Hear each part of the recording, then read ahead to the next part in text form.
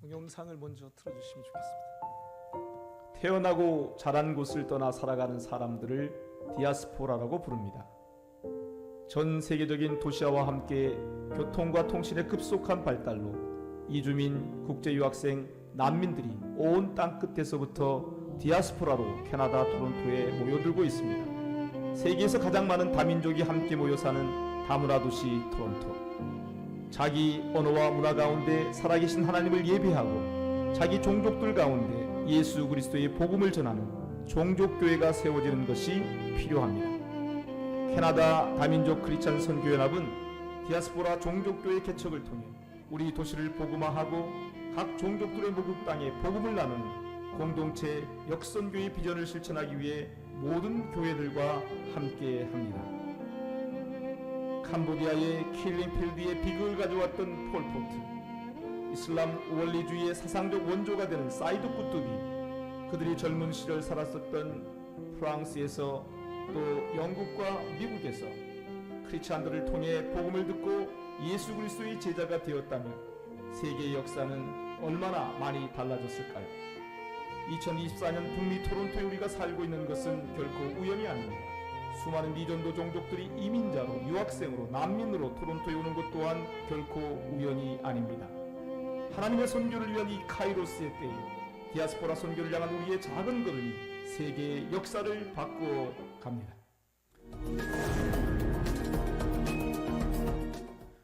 토론토에서 평화의 인사를 여러분 이제 여기 직접 와서 드리게 돼서 반갑고 감사합니다.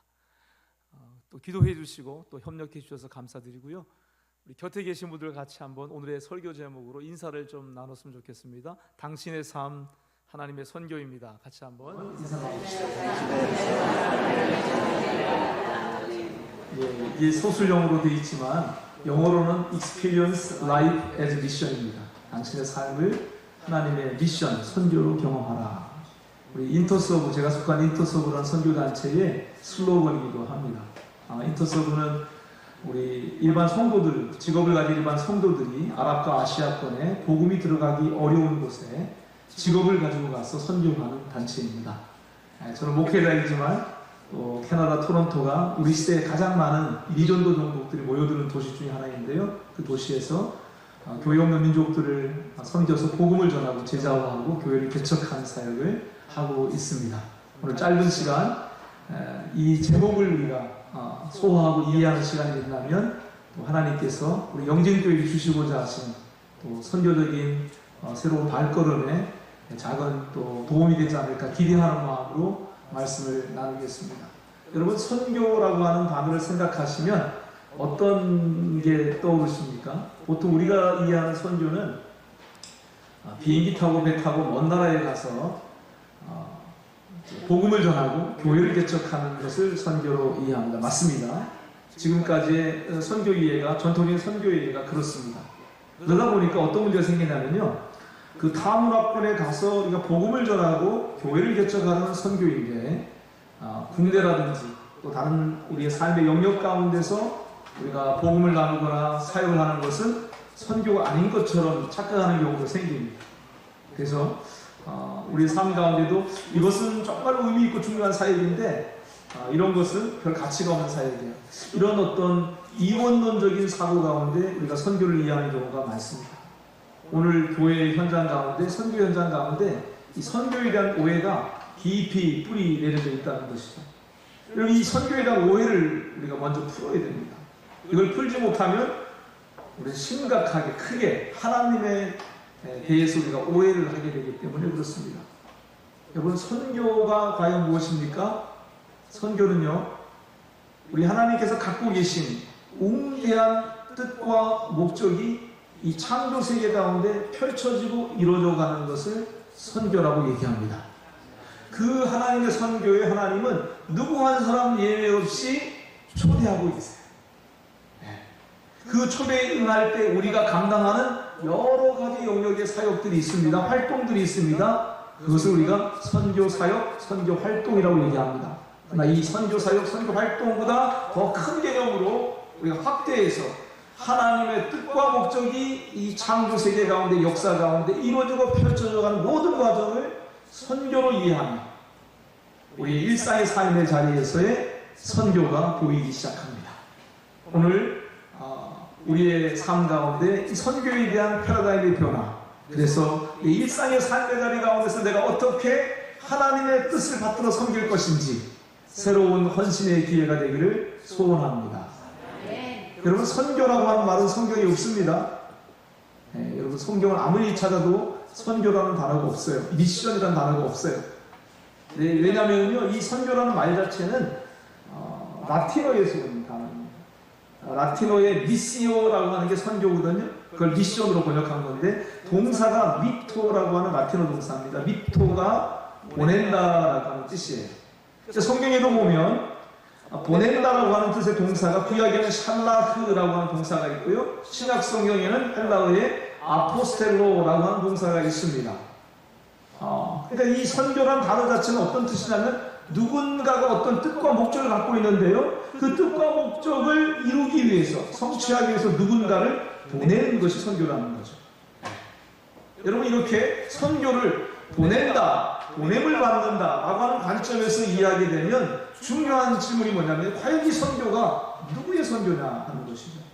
여러분, 누구의 선교입니까? 아멘. 우리는 보통 내가 하는 선교, 우리 교회가 하는 선교를 주로 생각합니다. 그러나 여러분, 교회의 선교, 우리의 선교 이전에 하나님의 선교입니다. 우리가 선교하죠. 많은 사역 활동을 해요. 교회가 많은 사역 활동을 합니다.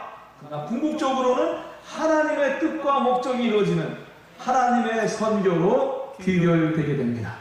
아멘. 그렇다면 여러분, 하나님의 선교가 이렇게 역사 가운데 하나님이 사람을 계속 보내시는 것을 통해서 이루어가시는 거라면, 성경을 읽어낼 때 우리가 중요한 또 한 가지 질문이죠. 이 선교가 과연, 하나님의 선교가 과연 약속이냐 명령이냐, 요거 이해하기 또 중요합니다. 약속입니까 명령입니까? 선교? 네. 아주 훌륭하십니다.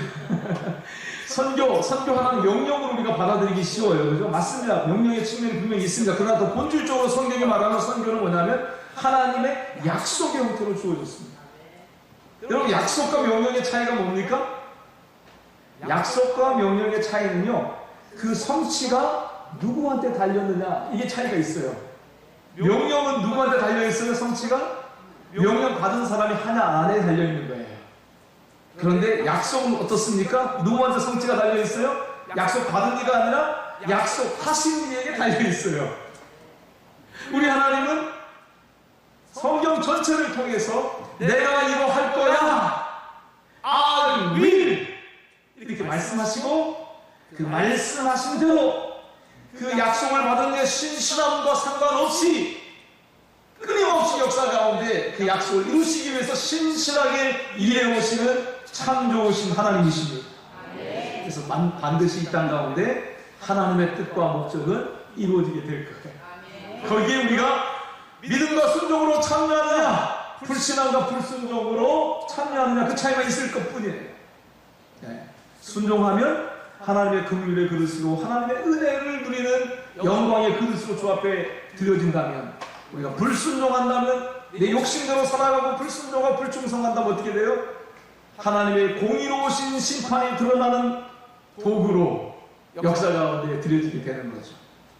여러분, 이렇게 하나님의 선교를 약속과 성취의 구조로 얘기할 때 하나님의 뜻이 도대체 뭐냐, 하나님이 하시려고 하는 목적이 도대체 뭐냐, 하나님 도대체 왜 이 우주를 창조하시고 나라고 하는 사람을 이 20세기, 21세기에 태어나고 살게 하시는가, 하나님의 뜻과 목적을 우리가 아는 게 정말로 중요하겠죠. 그죠? 내가 왜 여기 이 땅에 살지? 내가 우연이 아니거든요. 내가 저절로 나를 만들어낸 게 아니잖아요. 그죠? 하나님이 우리를 이 땅에 보내셨어요. 뜻과 목적을 가지고. 그 뜻과 목적을 우리가 확실하게 알아야죠. 이게 정말 중요합니다. 하나님의 뜻과 목적을 제대로 알고 하나님의 뜻과 목적에 정통해야지 한 번 사는 인생 후회됨이 없이 하나님 내게 베푸신 모든 자원과 은사와 재능과 시간과 물질, 에너지를 다 들여서 하나님의 뜻과 목적을 위해서 헌신할 수가 있기 때문에 그래요. 근데 여러분 성경 전체에서 하나님 도대체 뭘 하시려고 하느냐, 이 비밀한 뜻, 그 기쁘신 숨겨진 뜻이라고 성경이 표현하는데요, 그 뜻이 처음으로 계시된 본문이 우리가 함께 읽은 창세기 1장 26절 말씀. 인간을 창조하시기 전입니다. 성삼위 하나님께서 신성한 어전회의를 지금 갖고 계세요.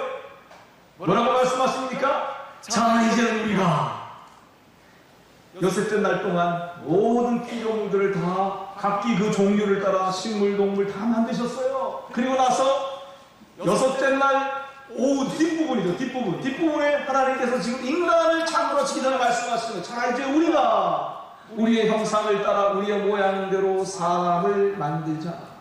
그리고 그들로 바다의 물고기, 하늘의 새, 가축과 온 땅과 땅에 기는 모든 것을 다스리게 하자. 이렇게 말씀하세요. 여러분, 여기에 하나님의 속마음이 처음으로 드러났다니까요. 성경 전체에서. 이 말씀 우리가 정확하게 이해하는 게 정말 중요하죠. 하나님 도대체 왜 인간을 창조하시려고 좀 하시죠? 첫 번째 중요한 단어, 형상이란 단어입니다. 첼렘이란 단어인데요, 하나님이 인간을 만드실 때 다른 피조물들과는 다르게 하나님의 형상과 모양대로 after his own image, 하나님 그분 자신의 형상을 따라서 만드셨다고 말씀해요. 왜요? 하나님은 우리 한 사람 한 사람을 통해서 하나님이 어떻게 생기신 분인지 이 우주 가운데 드러나고 표현되고, 그것을 신학적인 단어로 영광이라고 그러는데요, 하나님의 영광으로 가득 찬 세계를 꿈꾸고 계시는 거예요. 아멘? 네, 우리 한 사람 한 사람을 통해서 하나님 받으실 영광이 있다니까요. 내가 하나님의 영광의 도구로 드리지 않으면요, 하나님의 영광이 그 계획 속에 구멍이 나버리는 부분이 분명히 있어요. 그래서 하나님은 역사 가운데 어느 한 사람도 포기하지 않고 끝까지 모든 사람이 하나님의 진리를 알고 구원받는 것을 갈망하고 소원하세요. 근데 여러분, 우리가 어떻게 하나님을 나타내고 표현할 수 있을까요? 어떻게 하나님을 나타내고 드러내므로 하나님께 영광을 돌려드릴 수 있을까요? 유일한 한 가지 필요가 있습니다. 우리 안에 하나님이 계셔야지. 근데 우리가 하나님 모실 수 있는 상태가 아닌 거죠. 그게 타락의 얘기입니다. 우리 안에 죄가 있는 거죠. 죄가 들어왔고 그 죄와 우리가 하나가 돼서 죄인이 되어버렸고, 나는 착하게 살고 싶고 의미 있게 살고 싶은데 현실에서 잘 힘들어요. 이게 이 죄성이 우리를 이끌어가서 욕심껏 살게 만들어요. 이기적으로 살게 만들어요. 그래서 항상 두려움이 있어요. 그죠? 많은 문제가 있습니다. 또 그 죄로 인해서 이 세상 가운데 가난과 저주와 질병이 있고요, 사망이 왕노릇하는 세상이 되어버렸거든요. 그래서 우리에게 필요한 게 뭡니까? 구원이 필요하죠. 그죠? 그래서 하나님이 인간이 타락하기 전에, 인간을 창조하시기 전에 하나님의 형상을 따라 인간을 만드신다고 디자인할 때 뭐가 있냐면, 그 하나님의 형상이 성경에서는 하나님의 형상이신 그리스도를 따라, 그리스도를 목표로 해서 그리스도 안에서 인간을 창조하신다고 지금 말씀하신 본문이거든요. 문제가 생기면 누가 해결한다고요? 그리스도를 통해서 하나님이 해결하신다. 이게 성경 전체의 내용입니다. 구약은 이 그리스도에 대한 약속이고, 신약은 이 그리스도에 대한 약속의 성취로 성경이 이루어져 있죠. 우리의 문제는 우리 안에 하나님이 없다는 거죠. 우리 안에 하나님을 모셔야 돼요. 그 하나님을 모시게 되면 하나님 하시려고 하는 일이 뭡니까? 우리를 통해서 모든 피조 세계를 have dominion, 다스려 가시는 거예요. 그래서 그걸 성경의 신학적인 용어로 킹덤, 하나님의 킹덤이라고 합니다. 하나님의 왕국을 쓰고 있습니다.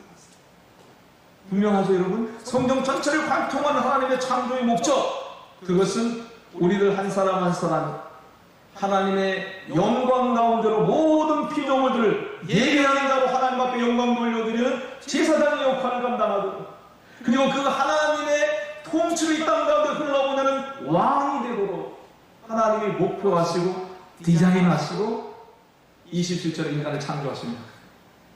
근데 복음은 뭡니까? 성경이 말하는 좋은 소식은 하나님의 이 모든 뜻과 목적이 한 분 그리스도 예수 안에서 다 이루어졌다. 이게 복음이에요. 이게 우리의 현실하고 안 맞아요. 하나님은 다 해결해서, 문제도 다 해결해서, 가난과 저주와 질병과 죽음, 사랑, 이 모든 것을 다 십자가의 죽음 안에서 다 해결하고 처리했어라고 얘기하는데, 우리는 여전히 그 문제들을 경험하며 살아가고 있거든요. 그러니까 우리가 믿음의 사람들한테 요청을 계속 받는 거죠. 그 믿음도 뭡니까? 내가 막 애를 쓰고 노력을 해서 믿는 거 얘기하는 게 아니에요. 그 믿음 뭡니까? 예수 그리스도 그 한 분 안으로 우리 자신을 던지는 거예요.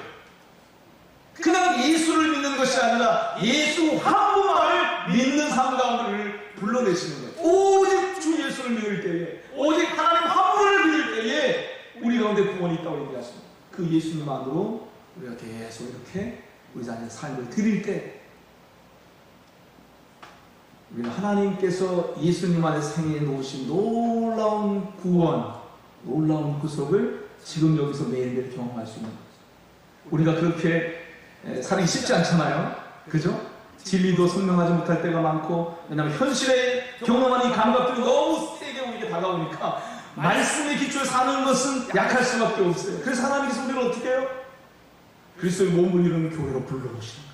그래서 함께 기도하고 예배하고 서로 위로하고 격려하면서 어떻게 해요? 이 진리를 현실화하는 공동체를 경험하도록 교회 가운데로 우리를 불러내시는 거예요. 영진교회는 그래서 여러분 한 분 한 분 삶에 있어서 하나님의 구원이에요. 교회가 구원이 되는 겁니다. 그래서 그런 의미, 형제자매가 우리의 구원이 되는 거예요. 왜? 나 혼자는 좀 잊어버릴 때 많지만 함께 주님 앞에 기도 자리에 나오고 예배 자리에 나오면 예수 한 분 안으로, 그분만이 우리의 구원입니다. 하나님 말고는 소망이 없습니다. 이런 마음으로 우리가 함께 주님 앞에 나아갈 수 있는 위로와 격려가 있기 때문에, 여러분 복음은 그래서 예수님 안에서 모든 것이 다 이루어지고 하나님의 뜻과 목적을 이루는데, 하나님의 영광의 나라를 이루는데 필요한 하나님 그분 자신이 예수 그리스도의 구속을 통해서, 십자가의 죽으심과 부활을 통해서 성령으로 오늘 우리 안에 임했다는 것이 복음이죠. 성령님이 오늘 우리 안에서 어떤 일을 하기를 원하십니까? 예수님이 이루시고 성취하신 모든 이 복음의 사실이 실제가 되도록, 진짜가 되도록, 경험할 수 있도록 돕기 위해서 우리 삶 속에 함께하고 계세요. 그런데 우리의 감각은요, 이 성령님 예조하시는 그리스도께 집중하는 것보다 어떻게 해요? 감각에 따라서 많이 가다 보니까 놓칠 때가 너무 많아요. 그래서 교회가 모일 때마다 해야 되는 것이 뭡니까? 하나님 한 분만을 높여드리는 것, 하나님 한 분께 최고의 가치를 드리는 것, 그 한 분 하나님 앞에 하나님을 구원하소서, 하나님 말고 다른 구원이 없습니다 라고 우리가 부르짖어 주님 한 분을 의지할 때에 하나님께서 교회를 통해서 하나님의 뜻과 목적이 펼쳐지는 그 삶들을 실질적으로 일어나십니다. 여러분 그 자리에 하나님을 초대하십니다. 하나님 그 놀라운 은혜의 자리에 하나님이 우리를 오늘 두셨습니다. 창세기 1장 27절은요, 하나님이 실제적으로 인간을 창조하시는데 중요한 하나님의 창조 목적이 성취되는 원리가 거기 포함되어 있는데요, 하나님이 자기 형상, 곧 하나님의 형상대로 사람, 그를 창조하시되 남자와 여자로 그들을 창조하셨다, 이렇게 말씀하셨어요. 이게 단수와 복수, 인간에 대해서 단수와 복수 같이 동시에 쓰이고 있어요, 원문에 보면요. 그래서 우리 한 사람 한 사람 삶을 볼 때는요, 우리가 연약하고 실패할 때가 많은 것 같지만요, 인류 공동체 전체, 피조물 공동체 전체를 놓고 봤을 때 하나님의 역사는요, 끝을 향해서, 성취를 향해서, 마침내 이 땅 가운데 하나님의 영광의 나라가 세워진 그 마지막 점을 향해서 계속 전진해 나가는 것을 우리가 볼 수가 있어요. 이걸 여러분 통으로 인류 공동체 전체를 하나로 보는 관점이 없으면 우리가 놓칠 때가 많아요. 그래서 우리가 담대함을 잃어버려요.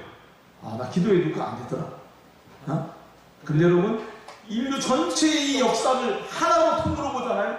지팡명사 아담처럼 그렇게 보잖아요. 그러면 내가 낙심할 때가 있어도 다시 일어나서 믿음으로 기도하고 믿음으로 주님 앞에 나아가는 것이 가능해요. 나는 여기까지 왔지만 이제 다음 세대는 또 여기에서부터 어떻게 해요? 더 하나님의 약속의 성취점을 향해 더 앞으로 전진하는, 여러분 나 개인의 싸움이 아니라는 거죠. 역사 가운데 하나님의 뜻과 목적이 궁극적으로 성취되는 그 지점을 향해서 우리는 한 팀이 되어서 가고 있는 거예요. 그게 아담의 얘기입니다.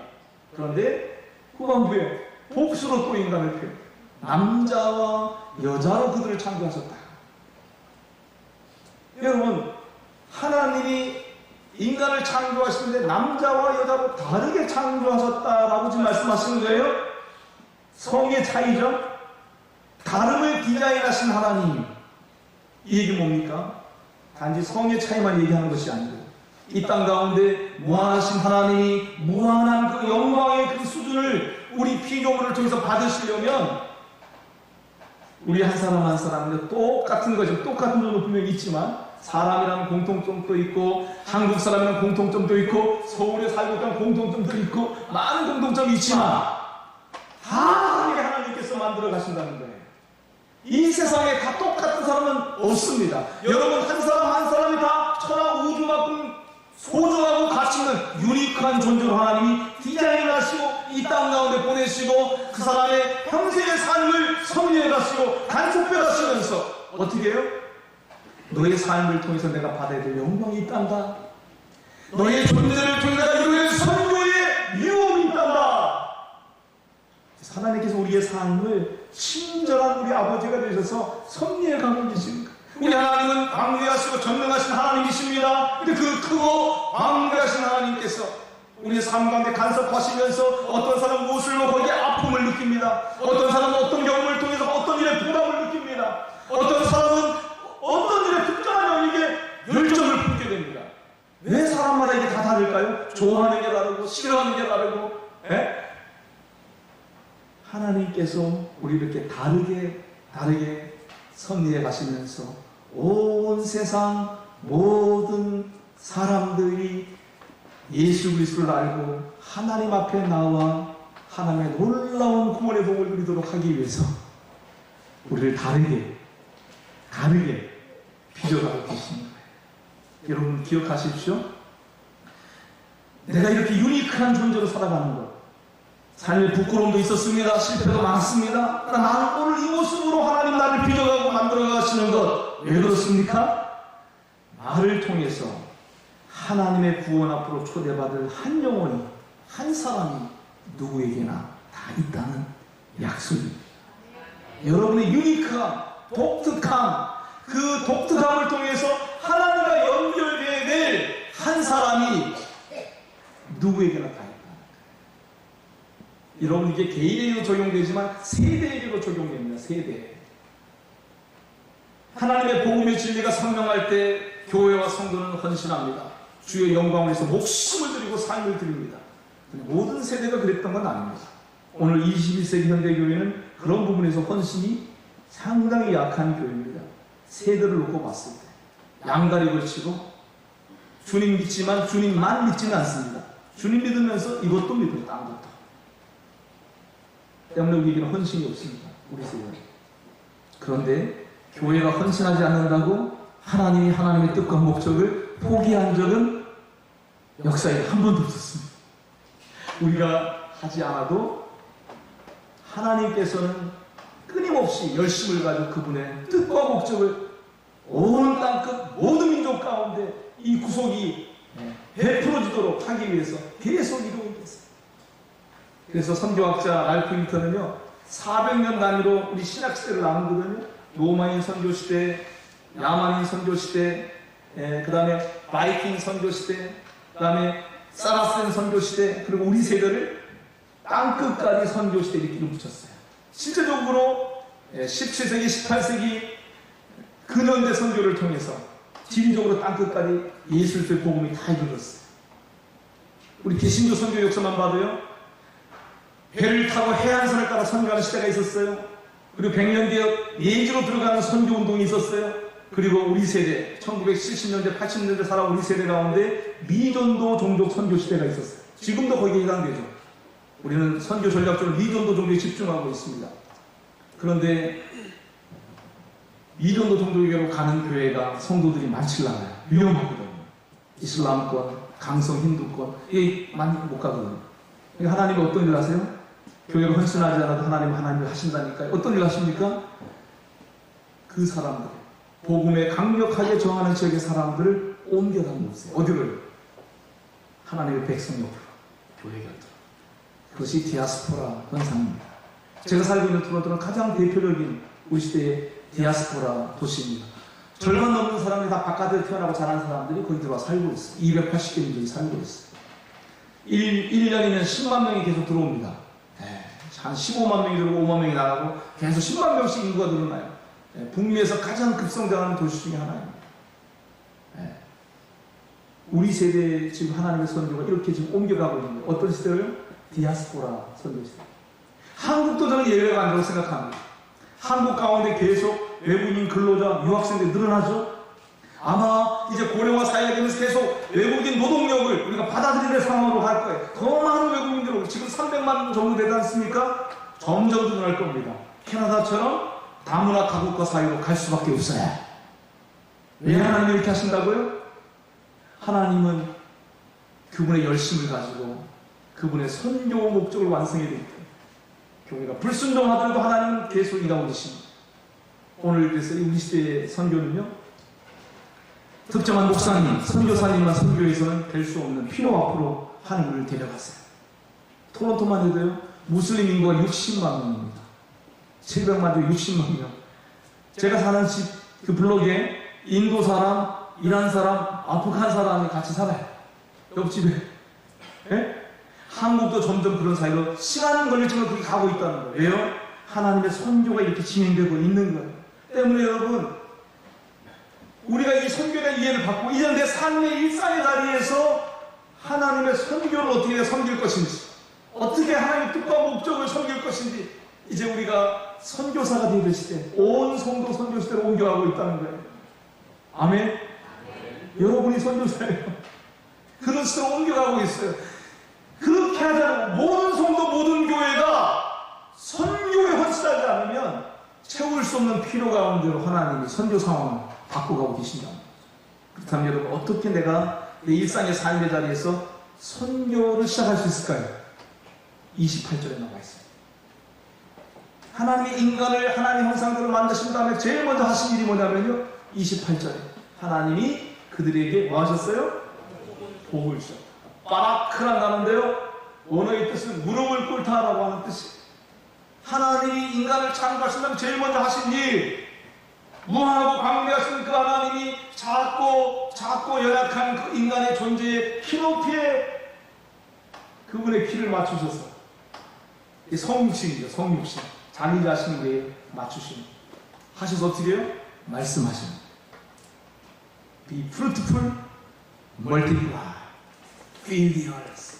온 땅을 하나님의 형상으로 가득 채우도록 낳고 번성하고 배가하는 명령을 지금 내리셨어요.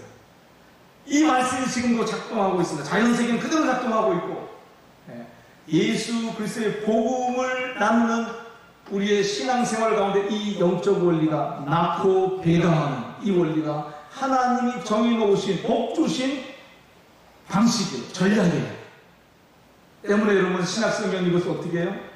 예수님께서 마태복음 28장에서 그러면 너희는 모든 민족에게 가라 그러죠. 모든 땅끝까지 가야 됩니다. 땅끝까지. 모든 민족에 가서 어떻게 해요? 제자들이 하신 말씀인데, 모든 민족을 제가 삼으라. 이게 멀티플라이예요. 멀티플라이. 이게 하나님이 정해놓으신 방식이에요. 내가 많은 사람을 전도하는 것이 중요한 것이 아니고요, 내 주변에 하나님 붙여준 그 한 사람, 나를 통해서 하나님의 구원을 초래받을 수 있는 그 한 사람, 그 사람을 잘 섬기고 양육해 그 사람이 또 낳고 기를 수 있는 사람으로 만들어가는 거, 그게 하나님이 정해놓으신 방식이라고. 근데 오늘 교회는 하나님의 전략을 놓쳐버렸습니다. 열심히 교회 다닙니다. 열심히 전도합니다. 그런데 제자 삼는 제자들이 없습니다. 구호로는 있어요. 구호로는. 사랑하는 여러분, 이 땅 가운데서 주님이 복 주신 방식대로 살아가기 위해서 먼저 우리의 몸을 입고 이 땅에 오셔서 어떻게 살아야 되는지, 하나님의 영광의 나라가 이 땅에 이루어지려면 너에게 주어진 요한한 그 시간과 자원을 가지고 어떻게 살아야 되는지, 그 삶을 완성해 놓으신 분이 우리 주님 예수님이십니다. 요한복음 17장에서 예수님 십자가로 가신 전 이렇게 말씀하십니다. 아버지께서 내게 하라고 주신 이 일을 내가 이루어 아버지를 영화롭게 하였사오니. 십자가로 가시기 전에 하신 말씀이에요. 거기서 예수님이 완성하신, 다 이루신 에르곤, 이 일이 무엇일까요? 저는 인간의 몸을 입고 하나님의 영광의 나라가 이 땅에 세워지는 것을 어떻게 살아야 되는지 샘플을, 모범, 모델을 예수님이 완성하셨다고 믿습니다. 그 삶이 내 안에 들어와 있답니다. 그 삶은 뭡니까? 창세기 1장 28절 말씀대로 사람들을 블레스하는 삶을 예수님이 사셨답니다. 어떻게 블레스하셨습니까? BLESS, 이 어크로님, 앞글자를 가지고 우리는 보통 블레스 스쿨이라는 것을 훈련합니다. 사람들에게 어떻게 선교적 삶을 시작하느냐, 내 삶의 자리에서 블레스 스쿨을 통해서 훈련하는데 5가지 실천을 얘기합니다. 이게 예수님의 라이프 스타일입니다. 그 라이프 스타일 같이 예수님의 성령으로 내 안에 들어와 계세요. 그 삶을 다시 재현해내라고, 내 관계 안에서, 내가 사는 이 시간과 지역 안에서 예수님의 그 삶을 다시 재현해내라고 성령님이 우리와 함께하고 계세요. 그 삶의 내용이 뭡니까? 첫 번째 B는요, Begin with prayer. 기도로 시작하라. 예수님의 삶을 자세히 보세요. 공생의 3년 만의 삶. 기도로 시작하십니다. 우리의 삶도 기도로 시작해요. 눈 떴을 때 제일 먼저 어떻게 해야 돼요? 하나님 앞에 우리가 찬송과 감사를 드리면서 오늘 내가 만날 사람들, 오늘 내가 갈 장소를 주님의 마음을 품고 축복하는 기도. 여러분 어렵지 않죠? 할 수, 우리가 이미 하고 있는 겁니다. 사실 이것을 모든 교회가 한 몸이 되어서 그렇게 움직이는 생활 문화로, 완전히 크리스천 문화로 이제 자리 잡아야 되는 거죠. 그래서 북미에서는요, Bless Every Home이라고 하는 캠페인과 운동을 하고 있습니다. 캐나다 쪽에 저희들이 지금 런칭하고 있고요. 한국 땅에도 협력할 교회와 함께 저희들이 Bless Every Home 운동을 우리 교회와 우리 형제자매, 성도들 중심으로 해서 한국 사회를 뒤집는 그런 생활 캠페인이죠. 네, 모든 우리 세대의 모든 이웃들을 다 파악하는 거예요. 이름을 알고 그 이름을, 내 좋은 옆집 사람 이름 알고, 그 사람들이 아직 예수님을 모른다면 하나님 앞에 그들을 올려드리는 기도를 하자는 거죠. L은 뭡니까? Listen with care입니다. 경청입니다. 예수님의 삶을 자세히 보면요, 군중들이 항상 따라다니잖아요. 근데 복음서의 이 얘기를 다 뭐냐면 군중 사역보다는요, 한 사람과 이렇게 대화하시고 이런 것들로 다 이루어져 있어요. 그죠? 여러분 성경이 복음서 기억난 얘기를 다 보면 군중 사역보다는요, 한 사람과 1대1로 얘기하는 것들로 다 이루어져 있어요. 우리의 삶도 예수님처럼 하나님에게 허락하신 한 사람에게 집중해서 그 사람을 귀히 여기고, 그 사람이 어떤 생각, 어떤 아픔, 어떤 희망을 갖고 있는지, 어떤 열정을 갖고 있는지, 이런 것들을 파악하기 위해서 예수님처럼 좋은 질문을 던지면서 그 사람의 얘기를 많이 듣는 것이, 그게 여러분 선교입니다. 일상에 사는 선교입니다. 사람 얘기를 많이 들어주세요. 그러면 어떻게 돼요? 그 사람이 자기 얘기를 하게 되죠. 그리고 그 얘기를 듣는데 좋은 것이 뭐냐면 세 번째, 이입니다. 이는 뭡니까? eat together. 환대인데요, 같이 식사하기, 같이 차 마시기. 선교 어렵지 않으면 차 한 잔 같이 마시면 됩니다. 내가 아직 잘 모르지만 예수님의 은혜와 구원이 필요한 사람과 같이 만나서 차 한 잔, 커피 한 잔, 식사 한 잔 하면서 그 사람의 얘기를 들어주는 것. 여러분 이것이 선교입니다. 일상에서 우리가 할 수 있는 선교입니다. 그렇게 되면 어떻게 돼요? 그 사람이 어떤 필요 가운데 있는지가 파악하게 되잖아요. 그러면 serve with love, 사랑으로 그를 섬길 수 있어요. 그 필요를 채워줄 수가 있어요. 근데 보통 한 사람의 필요를 나 혼자 채우기 쉽지 않습니다. 그래서 몸을 이루는 교회가 그 영혼의 이름을 놓고 같이 기도하면서 이 사람이 이런 필요가 있는데 이런 부분에 도움이 필요하고 또 이런 부분에 누가 도와주는데 나는 그게 없고, 교회가 같이 팀이 되어서 돕는 것이 필요합니다. 그게 여러분 총체적 선교의 개념입니다.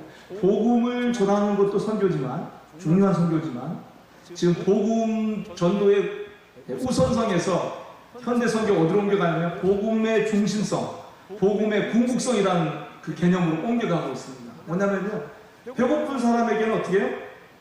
빵을 일단 주잖아요. 빵을 주는 것도 선교라.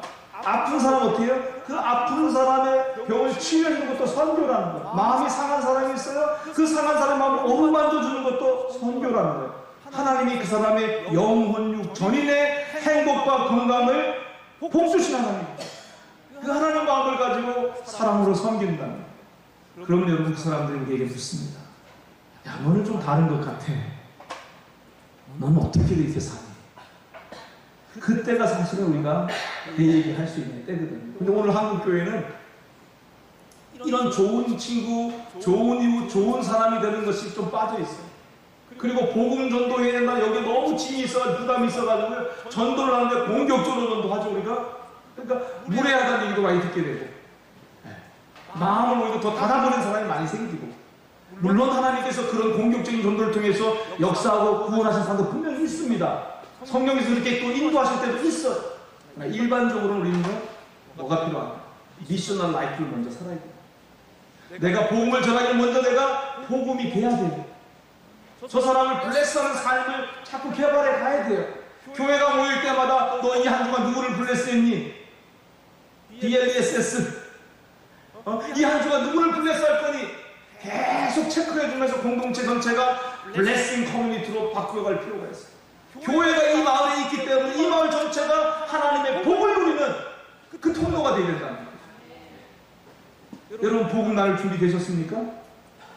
제가 볼 때는요 현대 성도들의 95% 이상 복음 전할 준비가 안 되어 있습니다. 훈련되지 않아요. 막 알긴 알아요. 예수님 십자가 다 아는데 이거를 하나의 복음의 이야기로 사람들이 나눌 수 있는 준비가 안 된 사람이 너무 많아요. 복음 전하는 건 훈련이 필요합니다. 간증도 훈련이 필요합니다. 그래서 이야기를 나누는 것이 마지막이에요.